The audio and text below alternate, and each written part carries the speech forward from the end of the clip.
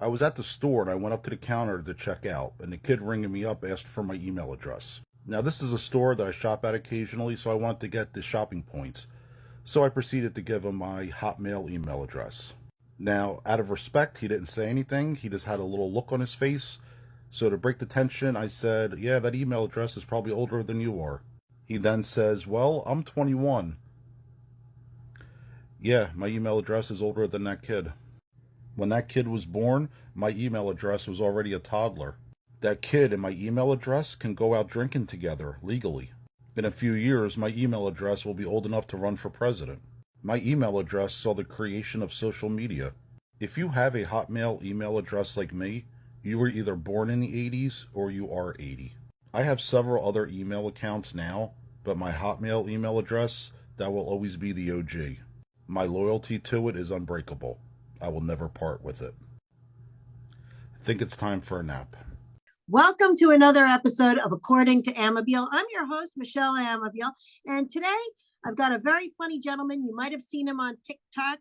He's got 85,000 followers and climbing. He started in stand-up comedy, and he's just killing it online, and you're going to see him on your TVs very soon with America's Funniest People. Welcome to According to Amabile, comedian Dan Regan. Hi, Dan. Hey, Michelle, when you said I have a very funny guy, I was like, well, who's she going to have on? I didn't know you were talking about me. So, Oh, that would be you. okay.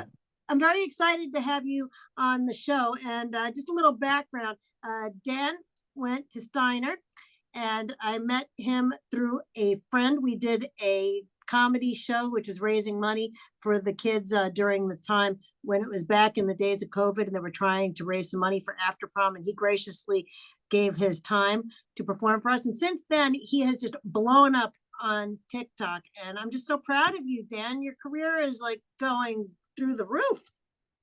Yeah, thank you. It's odd that older person like myself and TikTok have meshed so well, but yeah, it's I've been fortunate. Well, what's great about your comedy is I think it's something we could all relate to. It's a lot of Generation X comedy. Even Generation Z people can get something out of your channel. And you're talking about marriage and getting older and just funny observations about life. And I just want to get into how you first got into comedy. Now, I know you started out in the performing arts. Was there a moment where comedy just seemed like the right avenue for you to take? Yeah, actually, I just did a video about my first ever stand up. I was 12. It was impromptu. It wasn't scheduled. I was at a dinner for my great grandfather. They were honoring him, and they had a live band. So the live band took a break, and I jumped up on stage and grabbed the mic. And now at the time, at 12, I don't know a lot of, we didn't know a lot of jokes, but my uncle had a Joan Rivers album that he played all the time, and I just memorized it. And literally just recited Joan River jokes to a crowd of shocked adults. I 80% of the jokes I was talking about, I had no idea what they meant because they were adult jokes. Um, but just seeing people laugh, yeah, it bit me at that age, and ever since then, I've always just loved to entertain, make people laugh, and just tell jokes. So is Joan Rivers an influence of yours, or did you like Rodney Dangerfield? Did you watch those young comedian specials? Yeah, Joan is honestly one of my biggest influences. Don Rickles, I would say my number one is George Carlin. Um, uh, Eddie Murphy, watching Delirious. Oh, You what watch a great that. Yeah. special that So was. those were, growing up, those were the people I looked up to, and just, all the people I mentioned, I really couldn't listen to in the open, and we had to sneak it, listen to them when our parents weren't around, go downstairs and play them when it's late on HBO. But yeah, those were definitely my influences. So when you started doing comedy, you were basically doing Joan's jokes. When did you find your own voice? When did you find your own material? How long did that take to develop it? Well, I started. I didn't. My first time I actually did a stand-up set was back in 2003 in Philadelphia, and the way I got there was um, I played rec softball. So after the games, me and the guys would hang out at the cars, have a beer or two, and just chat. And just from talking in conversations, sometimes I would say something that would make the guys laugh. And one of my good friends was like, "Why don't you do stand up?" He said, "You've got a knack for telling jokes." I mean, his words, not mine. You got a knack for telling jokes. And I kept putting it off and putting it off. And then finally one night I'm like, you know what? Yeah, I always wanted to do it. I kind of put my acting career on hold after high school. So, yeah, I did an open mic down in Philadelphia back in '03, like I said. And that night I got booked to an actual paid show. Somebody approached me, one of the promoters in the audience. So ever since then, it just became like a passion of mine. I just fell into it full force. Did you ever get a chance to be on bills with big comics? Uh, I've never opened for like the big comics or been on the same bill. I've worked with comedians that maybe a lot of people have not heard about, but I think they should be have their own Netflix specials because they're so talented. I've been fortunate enough. But no, I've never. I've always done like local, Philadelphia, New York, North Jersey areas. I never really traveled. That's one of the comments people give me on social media is when you come into my town, and I tell them I've never toured. I've never done a tour. Not that I didn't want to, just the circumstances never allowed me to. So, but yeah, I've never had the opportunity to open for like a name that people were like, hey, I know him or her. So unfortunately. Well, you grew up in Hamilton. You had Catch a Rising Star nearby, so you had Mhm. some clubs, some stages to work Yeah. on, Hmm. some Yeah, places and to. it's funny because I've never done Catch. I auditioned for Catch a Rising Star a couple times and I was always passed over. Oh So no.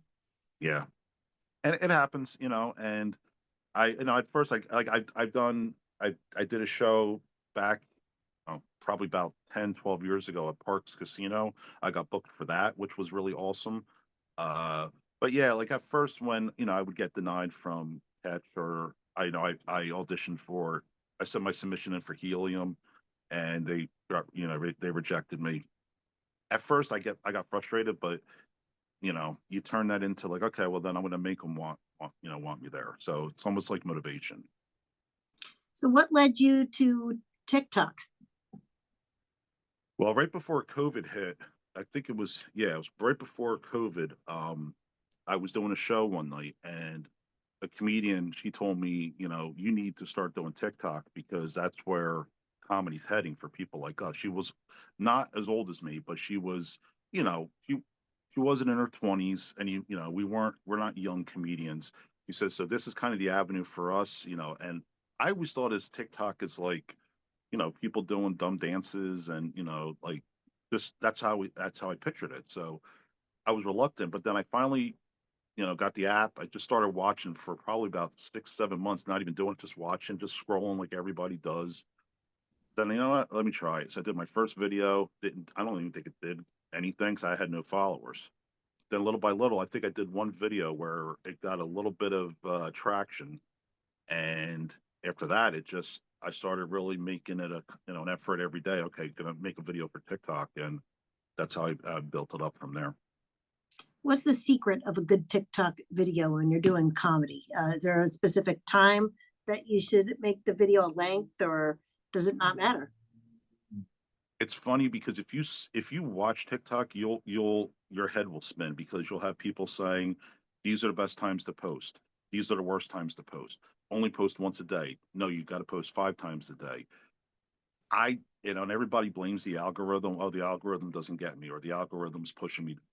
I don't have the answer. All I could tell you from my experience, if you have something that people want to hear, a hook. A hook is the big thing that I will say. And what a hook is, I'm sure you know what a hook is, but a hook, if people that are listening don't know, as you're scrolling, I only have half a second to catch your attention. Otherwise, you're going to be scrolling past me. So if you come up to my page and I'm just staring at the camera and then I start talking, you're already gone. So as instantly as I hit record, I'm talking like, hey, Gen X, what do you guys, I got something for you. So hopefully I caught you already. Like if you're Gen X, all right, what's he got to say? And that's the hook. You got to have a good hook for people to hang around because we're in a society now where it's like, all right, on to the next one, on to the next one.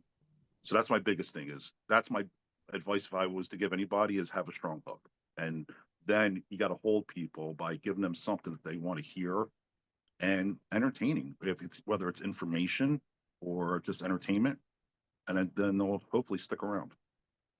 Now, do you prefer to do things that are topical or just things from your own life, or maybe just experiences from our generation, kind of trying to adjust to 2025? Yeah, it's I guess a little bit of everything. Because recently I went to Metallica, or they had two shows, 3 nights in Philly, and I went to both shows. And I just posted a quick video just to say, hey, I'm going to Metallica, this and that. And the video took off, and then I did an update. Next thing you know, it seemed like people wanted to hear, like, hey, give us updates on the next show, like what happened. I didn't plan on it. And so that was mixing current events, which is me going to a concert, plus being an old guy going to a concert, a Gen X thing, because Metallica is old school. So it kind of combined everything. So I prefer to just kind of, I really don't want to say, oh, I'd rather just talk about current events or talk about this. If if I think something's funny, I hope other people find it funny, and that's what I'll talk about. Um, because there's times where I'll make a video that I think, all right, people are definitely gonna like this, and nothing, and then a throwaway video that, hey, it for some reason does well. So there's no rhyme or reason to it. Some of your funniest videos are the ones where you're just talking about sitting home on a Friday night, and just injuring yourself, just sitting on the couch. Hmm. So it's just things like that. I always laugh myself silly when you come up with Yeah, that because like it seems so simple, but I didn't think of it. no, and it's stuff that, and it's a lot of it is true. I remember a while ago I sneezed and I actually pulled a muscle in my back. And I know the health experts out there are saying, well, you need to get off the couch. Yeah, I know that. But um, that's true. Like, it happened. And I said, if that happened to me, it might have happened to other people. So let me talk about it. And that way people don't feel like alone, or maybe they can laugh about it. And because when people, that's the thing, like when I was growing up, if a comedian said something that was relatable to me, it really hits. You're like, yes, yes, that happens to me. Like, that's what I want people. I want people to be like, yes, I understand that's happened to me, and just relate to it. Now, this leads us to your big debut on national television, America's Funniest People, which is, I guess, part of America's Funniest Home Videos, or it's the summer edition of America's Funniest Home Videos. I guess Alfonso Ribeiro is the. What can you tell us about it without spoiling anything, and what are you allowed to tell us? Yeah, it is America's Home Videos. We started watching it when Bob Saget hosted it back. I think it debuted the year I graduated, '89. Um, and I forgot about this, but America's Funniest People came out like a year later, and Dave Coulier from Full House was the host of that. I think it was only on for like a year or two. So they're rebooting America's Funniest People under the America's Funniest Home Videos, umbrella. So the first episode is this Sunday, the 15th. Yes, it's the premiere episode of it. Uh, and yeah, they reached out to me last year. Um, can you hear me still, Michelle? I hear you perfectly. Okay, because I think my headphones died. Oh, I hear you Sorry. perfectly.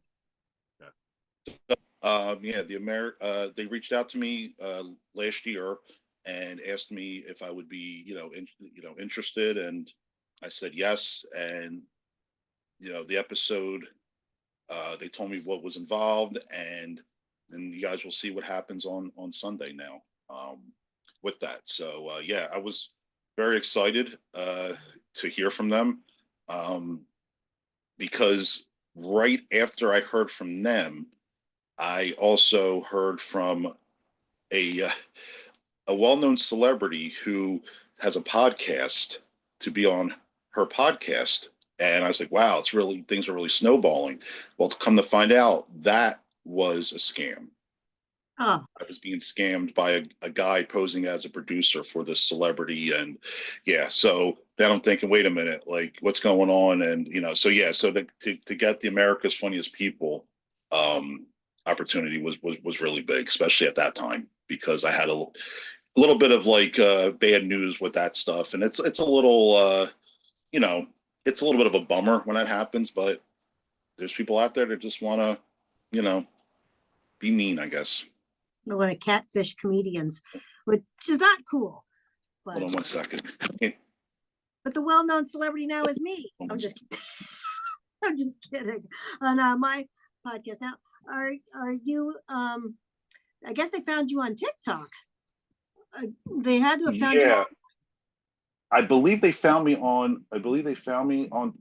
They said they saw my videos, and I believe it was TikTok. It might have been Instagram, but I never really. We never really talked about where exactly they saw it. But I think it was TikTok, but it also could have been Instagram. Well, from what I understand from casting directors, is they're finding talent all over the place. It's just a big world. It's a big net, and the internet is helping to find people that otherwise wouldn't have been able to afford to go out and audition in Los Angeles. It's making it a little bit easier, I would say. Yeah, yeah. Because when I was talking to the producer, I said to him, I said, "This probably makes your job easier because back in the day, people had to submit VCR tapes of, hey, and he had to go through all these tapes. Well, now you could just have a couple people sitting online on their phones, going through different, hey, and write down the person's name. I like this guy. I like that woman. And yeah, it's a lot easier, I'm sure, today for them to do this with the way the internet is. Well, this is so exciting. You're going from Lisa Bird's living room doing a Zoom comedy show to ABC. It's so exciting. Yeah, it is. It is. And the thing is, I had to sit on it for so long, I couldn't tell anybody. Oh, sure. And so now, like when I finally made the announcement last week, it was like, I was like, I could finally get it out a little bit.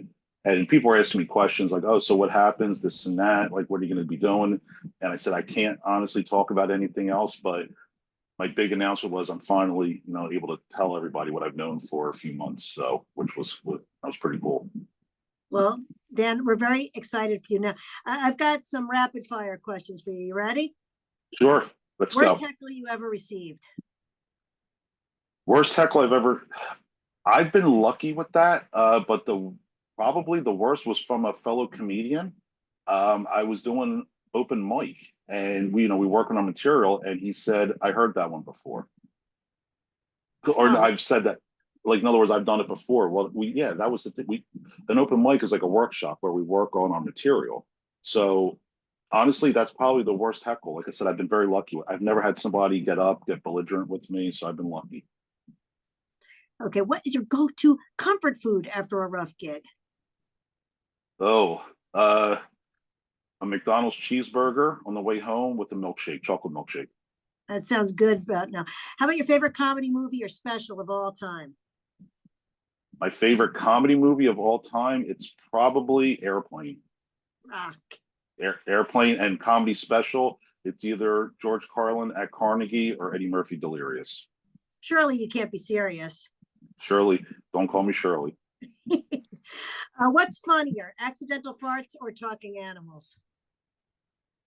I've always said there's two things I'll always laugh at, and one of them is someone when they fart. So I'm gonna go with accidental farts. Dan Regan, you are going to kill it on America's Funniest People, Sunday, the 15th. What time is that, Aaron? It's 8 o'clock Eastern time on ABC, and I do believe if you can't see it, it will be streaming on Hulu the next day, so you'll be able to see it on there as well. All righty then. And for those of you that miss it, remember, you can find him every day on TikTok and Instagram. You want to drop your socials? You want to tell everybody where we can find you? Yeah, I'm everywhere at Dan Regan Comedy, Regan Dan Regan Comedy. That's pretty easy. And the Facebook page. And the Facebook page, yes. That is right. I still can't believe you did that Zoom in Bousquet's living room, and now. You know what though? I had a lot of fun. It was different, and especially at the end when you had people asking questions, and it was fun, and it was for a good cause. So That was a good time. And remember, Dan can do that for you for charity if you would do that if people would book you for that, right?